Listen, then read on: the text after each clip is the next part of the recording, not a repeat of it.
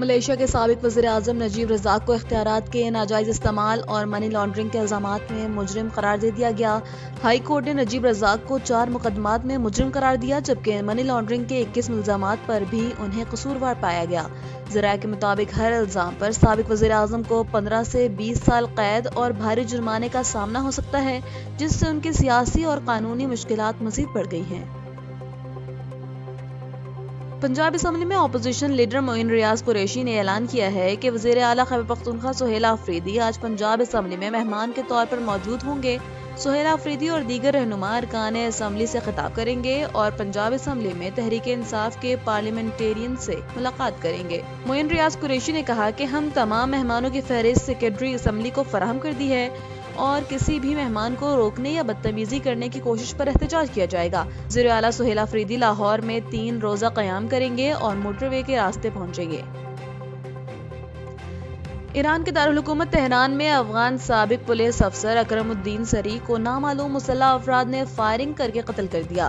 افغان صوبے تخار کے سابق پولیس چیف اکرم الدین سری کو اپنے گھر کے قریب نشانہ بنے۔ فائرنگ کے دوران ان کا ایک ساتھی بھی ہلاک اور ایک شخص زخمی ہوا۔ تہران پولیس نے قتل کی تصدیق کی ہے اور واقعے کی تحقیقات جاری ہیں۔ 2021 میں طالبان کے اقتدار میں واپس آنے کے بعد سری افغانستان چھوڑ کر ایران میں مقیم تھے۔ جاپان کی کابینہ نے مالی سال 2026 کے لیے $58 ارب کا ریکارڈ دفاعی بجٹ منظور کر لیا ہے، جو گزشتہ سال کے مقابلے میں 9.4% زیادہ ہے۔ بجٹ کا مقصد دفاعی اخراجات کو مجموعی قومی پیداوار کے 2% تک بڑھانا ہے۔ یہ اقدام چین کے ساتھ بڑھتی ہوئی علاقائی کشیدگی اور تائیوان کے معاملے پر جاری سفارتی تنازعات کے تناظر میں کیا گیا ہے۔ جاپان امریکہ کے ساتھ سیکیورٹی تعاون بھی مضبوط کر رہا ہے تاکہ چین کے اسٹریٹجک چیلنجز سے نمٹا جا سکے۔ ملک میں سونے کی قیمتوں میں مسلسل اضافہ جاری ہے۔ آج فی تولہ سونا $500 مہنگا ہو گیا۔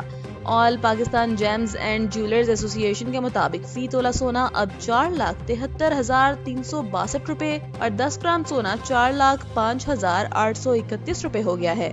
عالمی مارکیٹ میں بھی سونے کی قیمت میں اضافہ ریکارڈ کیا گیا، جہاں فی اونس سونا $5 بڑھ کر $4,510 تک پہنچ گیا۔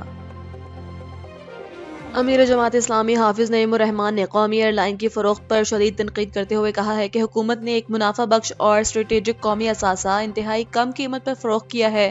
کراچی میں پریس کانفرنس کرتے ہوئے انہوں نے کہا کہ قومی ایئر لائن نے اس سے $112 ارب کمائے اور $10 ارب منافع میں رہی۔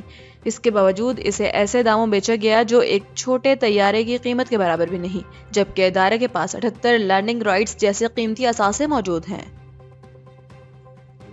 شمالی کوریا نے اپنی پہلی ایٹمی آبدوز کی نئی تصاویر جاری کرتے ہوئے دعویٰ کیا ہے کہ اس کا حجم امریکی بحریہ کے بعض حملہ آور جہازوں کے برابر ہے۔ سرکاری میڈیا کے مطابق تصاویر میں رہنما کم جونگ ان کو آبدوز میں گائیڈڈ میزائل کا معائنہ کرتے دیکھا جا سکتا ہے، جو تاحال لانچ نہیں کیا گیا۔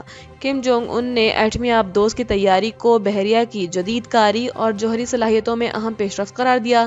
غیر ملکی میڈیا کا کہنا ہے کہ تصاویر سے شمالی کوریا میں مقامی سطح پر ایٹمی آبدوز کی تیاری میں نمایاں پیش رفت ظاہر ہوتی ہے، جس کا اعلان پہلی بار مارچ میں کیا گیا تھا۔ پنجاب کے سیکرٹری ہاؤسنگ نور الامین مینگل نے کہا ہے کہ مین ہول کے ڈھکن چوری کرنے والوں کے خلاف قید اور جرمانے کی سزائیں دی جائیں گی۔ انہوں نے ہدایت کی کہ تمام اضلاع میں اسپیشل برانچ کی مدد سے ملوث افراد کی نشاندہی کی جائے اور واسا کے ایم ڈیز منظم مافیا کا سراغ لگانے میں فعال کردار ادا کریں۔ نور الامین مینگل کے مطابق مین ہول چوری میں نشے کے عادی افراد کم جبکہ منظم مافیا زیادہ ملوث ہے، جس کے خلاف سخت قوانین متعارف کرائے جائیں گے۔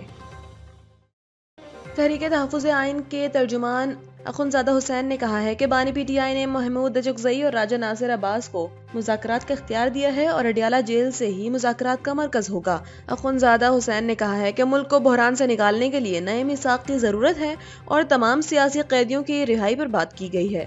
انہوں نے فواد چودھری کی نیشنل ڈائیلاگ کمیٹی کو نظر انداز کیا اور کہا کہ ان کا اس سے کوئی تعلق نہیں۔